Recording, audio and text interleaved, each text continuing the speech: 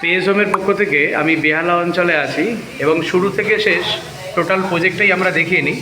যেই ঢোকা মাত্রই দেখুন ওয়ালের মধ্যে আমরা একটু সুন্দরভাবে মোল্ডিং করে নিয়েছি এবং ওয়ালগুলো হাইলাইটেড করার জন্য আমরা প্রত্যেকটি দেয়ালকেই পছন্দ করে নিয়েছি একটি মোল্ডিংয়ের মাধ্যমে।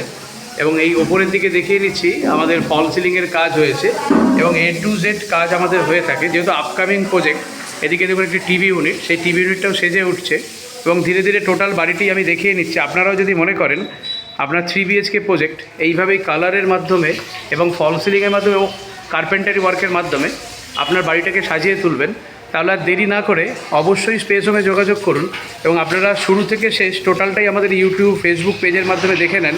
আমরা বেহালা অঞ্চলে আছি, যে আমরা কিভাবে কাজ করে থাকি এবং প্রত্যেকটি কারিগরই আমাদের 10 বছরের বেশি অভিজ্ঞতা সম্পন্ন এবং নিপুণতার সঙ্গে প্রত্যেকটি কাজই আমরা করে থাকি। তো সেটাই আমি এই মুহূর্তে আপনাদের সামনে তুলে ধরছি এবং আমাদের ইউটিউবের পেজে আপনারা দেখলে আরও বুঝতে পারবেন যে আমরা প্রত্যেকটি প্রজেক্টেই যাই, যেহেতু এটি একটি আপকামিং প্রজেক্ট এবং যেখানে যে ধরনের আমরা বাজেট এবং 3D